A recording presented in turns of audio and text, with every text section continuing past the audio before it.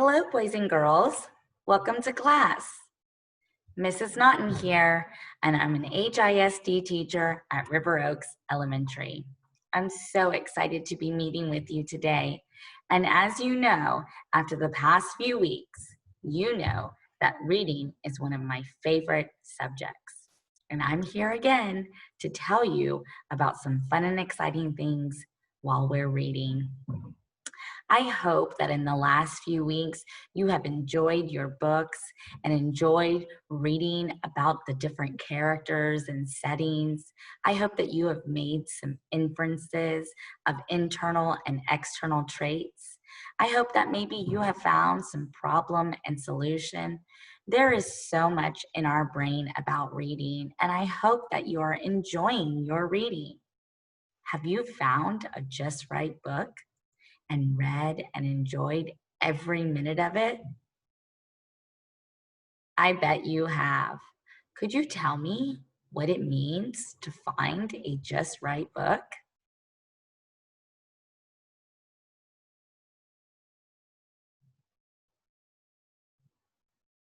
Yes, you're right. Finding a book that is just right means that it fits perfectly for you. It means that you're not reading it way too slowly or missing every other word because you don't know how to read it. It means that you are finding a book that you are not reading too quickly because you know all the words and they're so easy. A just right book means that you are reading it at a nice, lovely pace and that it's not too fast or not too easy or not too hard and too slow to read. You are finding that just right book that you can sit down, enjoy reading, and not feel frustrated by it. I hope that you have found those just right books today and every day to enjoy your reading. And today I have chosen a just right book, a just right book for learning and a just right book for reading. And we are going to read it today and discuss making inferences. Making an inference, boys and girls, is like making a prediction. So let's take a look and figure out what making inferences is so that when we read our Just Right book today, that we find the perfect inference for the story and the evidence used to support it. So by the end of this lesson, you will be able to make an inference all on your own for your Just Right book. Let's take a look and talk about what an inference is. Here's a chart to help me think about an inference and to help my brain know what an inference is. So here is a book, information from a text. This happens to be a Diary of Wimpy Kid book. Maybe that might be a just right book for you, but it could be any text, any book. So the information from a book plus the information of what you know, that's called background knowledge, or it's also known as schema. Can you say schema? Schema. That is what you know. Those two things combined together, like an addition problem, equals an inference.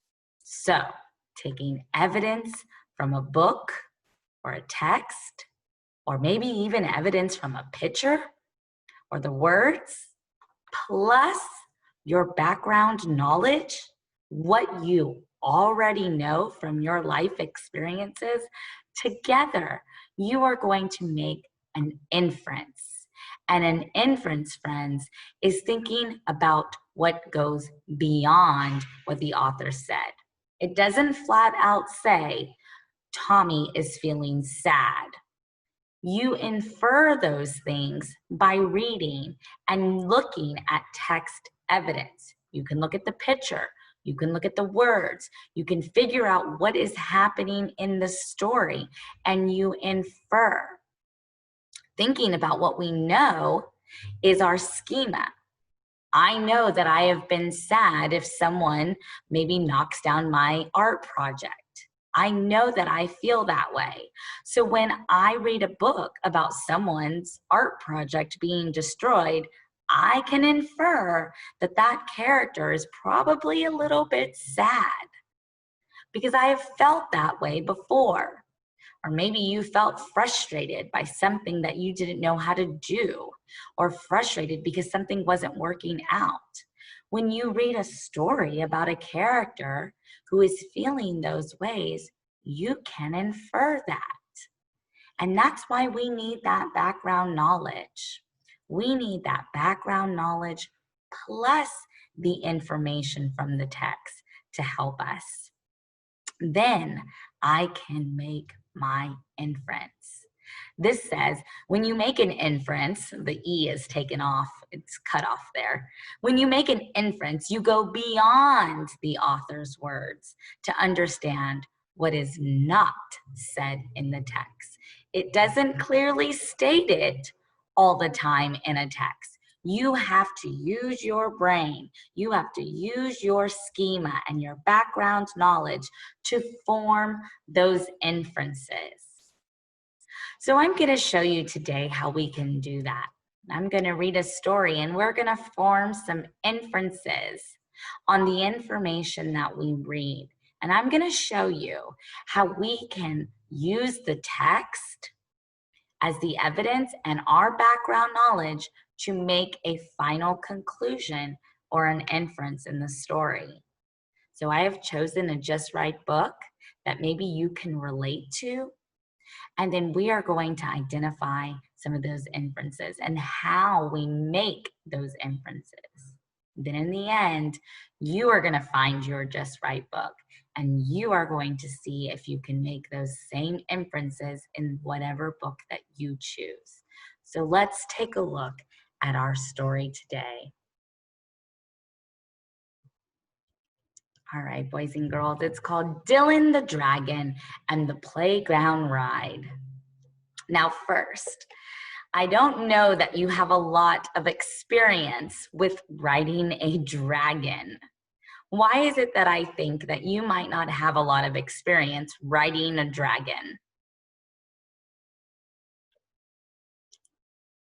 Yes, because as far as we know, there are no dragons that we can hop on and fly through on the night or fly through to school. I wouldn't be taking a dragon to school or the dragon to the mall.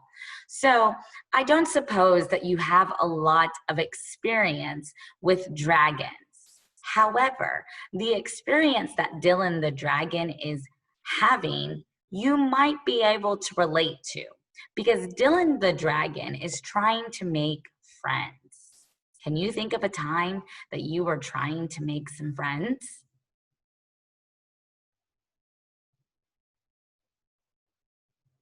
Yeah, maybe starting a new school. You were trying to make friends. Or maybe you were attending a new church.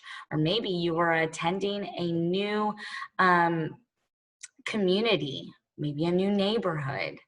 And you were trying to make friends. So friends, you're my friends, this dragon is having a difficult time making friends. And let's just infer, why do you think that a dragon would have a hard time making friends?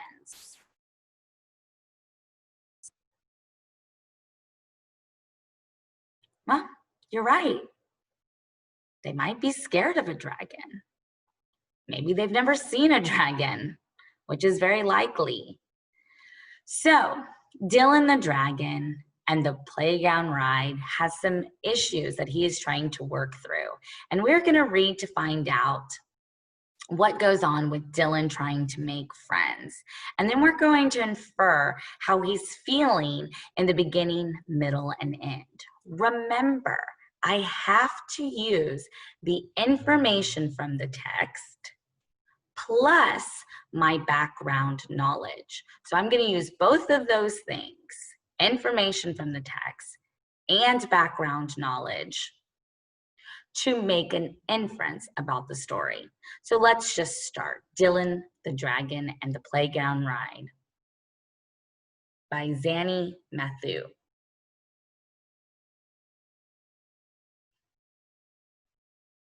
Dylan, the young blue dragon, lived deep in the Rockstone Mountains of Scotland. Every day, the playful young dragon woke up early in the morning and flew all around the mountains and valleys looking for something to do. There he is, looking for something to do. Friends, he is the character. He is a creature. We talked about characters being people, animals, or creatures. And he is in the mountains. The setting, I'm tying it all in together. Let's keep reading. When he was hungry, he would go home to his cave where his mummy dragon would have a hot soup ready for dinner. Well, let's infer real quickly. What do you think about Dylan right now?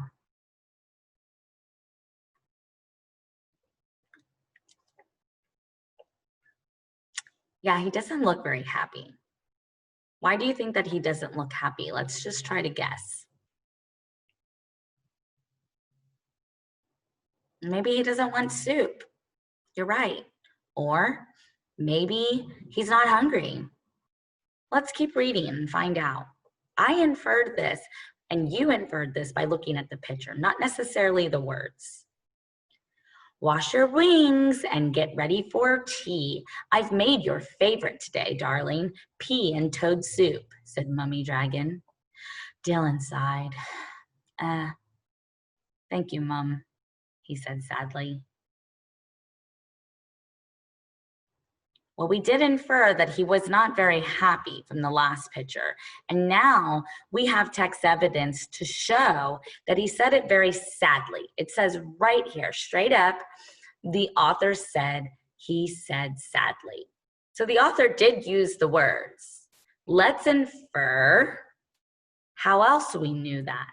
How else do we think that why is he sad? Well, we thought that maybe he didn't want soup. We knew that he wasn't very happy because of his face. Whatever is the matter, son? Every day you come home happily for your tea, but today you look so sad, inquired Mummy Dragon. Mommy is wondering the same thing. Why is he so sad? What's going on? I'm lonely, Mum. I can't find anyone to play with. In all the lakes, mountains, and valleys in Rockstone, there isn't a single dragon for me to play with, he grumbled. Oh, friends, he's feeling sad. He's feeling lonely. We inferred something was wrong. Mum inferred something was wrong. And he is just not happy right now. He's lonely. And why is he lonely? Let's use my text evidence. He can't find anyone to play with. Well, how about this for an idea? Why don't you fly down to the village playground and see if the children there want to play with you? How do you infer he's feeling now?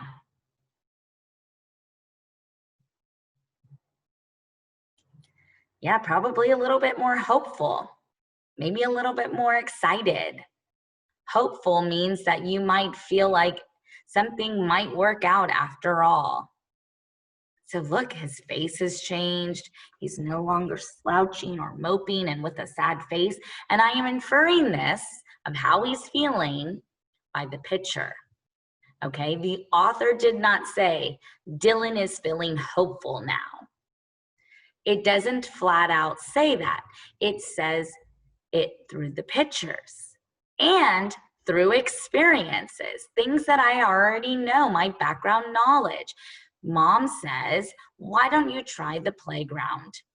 So I know that when I'm looking for a friend, I can go and ask someone on the playground, or I can go and ask a friend to maybe talk to me. So I know that from experience.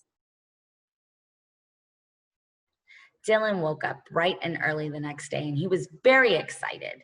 He would soon have friends to play with every day. He's hopeful again. We're thinking he's waking up. He's feeling excited and enthusiastic about it. Remember, I use my own background knowledge. I use the text together to make that inference. Hopeful is not something that the author said. I am inferring that. He put on his baseball cap and his school tie and flew past the valleys and the mountains until he reached the little village of Falkirk. Look how snappy he looks. He's getting dressed up. He put on his tie. Let's go ahead and see. He glided down to the passerby to ask for directions to the children's playground. He's going to ask for directions. That way, pointed the quivering man. Oh, he must be cold, thought Dylan. After all, humans don't brave fire like dragons, so they must find it very difficult to keep it warm. This man is quivering. Quivering means to shake or to worry. And Dylan thinks, he must be cold. Well, let's infer a little bit deeper than that. Why do you suppose that this man is quivering? Do you think he's actually cold? Let's think of our background knowledge.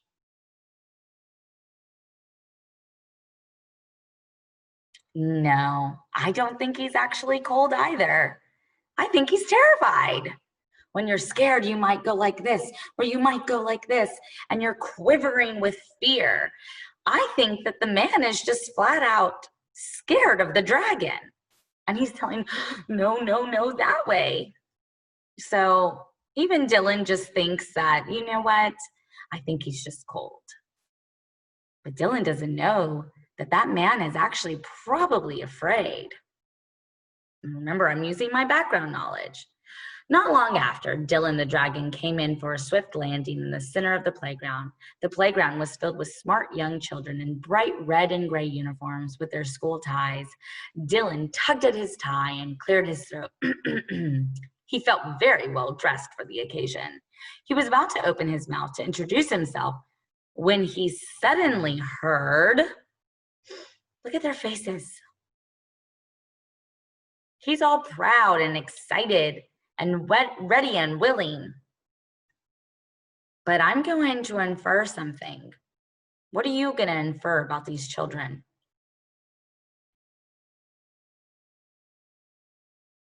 I think you might be right. I think the children might also be scared. Let's keep reading to see if our inference was correct. Run! It's a dragon! He's going to burn us alive! Yelled one of the young boys. All the children ran frantically towards the exit and disappeared in no time. They're terrified. And why do you suppose they are terrified?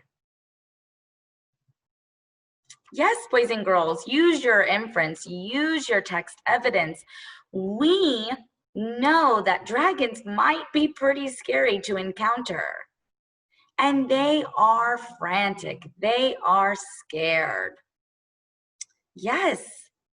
Why would you be scared? Why do you think? It's a scary thing. I've never encountered a dragon, and if I did, I think that I would be pretty scared at first too. But Dylan just wants to play. Dylan sighed sadly. All he wanted was some friends to play with, but clearly humans were very scared of dragons. So we inferred that the humans would be very scared of the dragons. We inferred that he's probably not as hopeful anymore. Why do you think he's not as hopeful? Yeah, you're inferring, boys and girls, you're inferring that he's not very hopeful anymore because humans are scared.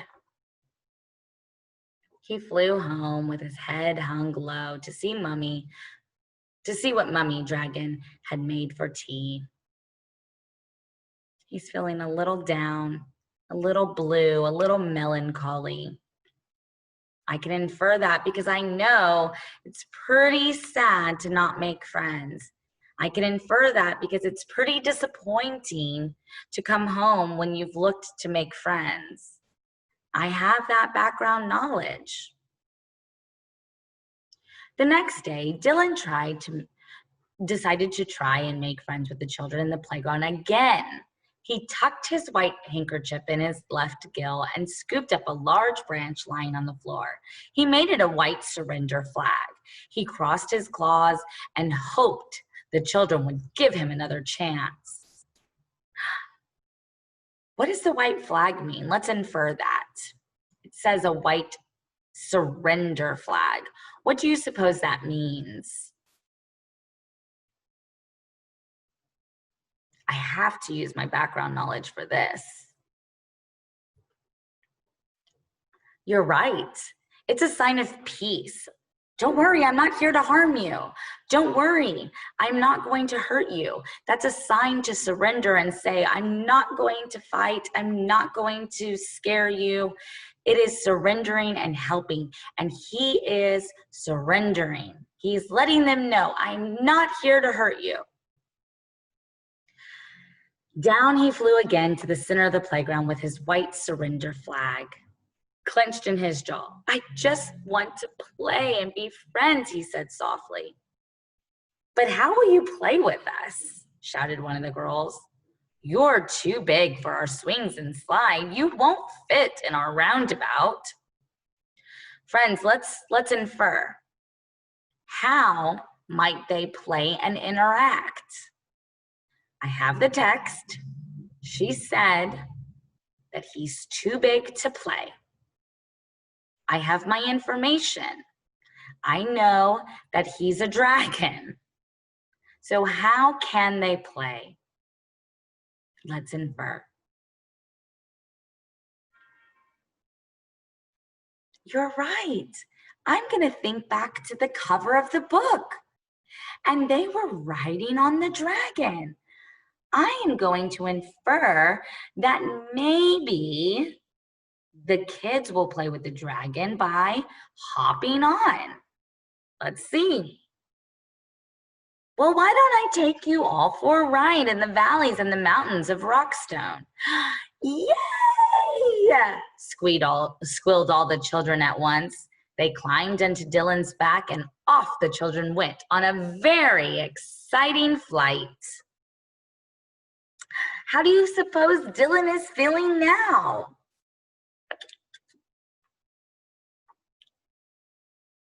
Yes, they're feeling, and he is feeling very happy. And how do you know that? You know that because you felt that way before, maybe. And you've read in the text, it's very exciting, and they're also happy in the pictures. From that day, Dylan and the playground children were friends, and every day, Dylan the dragon would take the children on the best playground ride ever. How do you think Dylan is feeling now? Yeah. Happy, relieved, thankful. All of these things we can infer, because when I find new friends, I am very appreciative of them. I'm so happy and so joyful that I have new friends to play with, and I bet he is feeling the same way. So friends, what we did in this story is we made inferences. Remember that to make an inference is to take information from the book, plus your background knowledge, and infer beyond the author's words, the words that are not said in the text. The text did not say Dylan is feeling hopeful. It did not say Dylan is feeling relieved. It did not say Dylan is feeling thankful in the end. It just is an inference. We know that by looking at the text and looking at the background knowledge of what we have.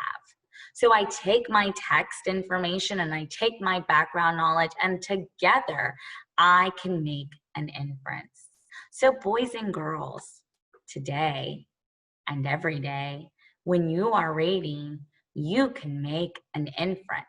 Maybe you want to get a piece of paper and jot down your inferences and the evidence to support it. Our inferences about Dylan feeling thankful and happy about finding friends, our evidence was right in the book. They said they were excited. They said they went on an adventure. And they said that he was, in the pictures, very, very happy. So friends, now we know what an inference is and how to find an inference. So I'm expecting that you find your Just Right book. I'm expecting that on your own, you can make an inference. Boys and girls, remember that you make an inference using text evidence. You need the book's support. You need to find where the book and the author says the information.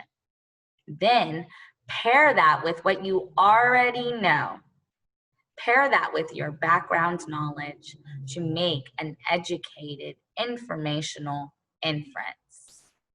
So today and every day, I want you to see, while you're reading your Just Right book, if you can make an inference. Find that character or any character in the book. It doesn't have to be the main character. We did the kids inference, the inference of the kids. We did the inference with the shivering, quivering man. He was not a main character.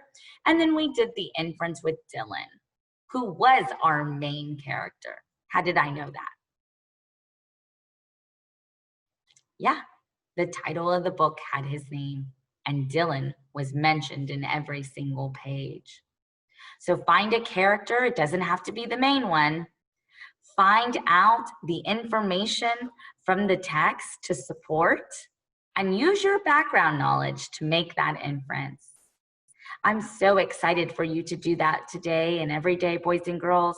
Find that Just Right book that's not too easy and not too hard, that's perfectly suited for you. And go ahead and see if you can make an inference today. I'm already so proud of you, and I hope that you're able to do that all on your own. Actually, I know that you can do that all on your own. So boys and girls, find your book, make an inference, and enjoy your reading. I'll see you next time. Have a great day. Goodbye.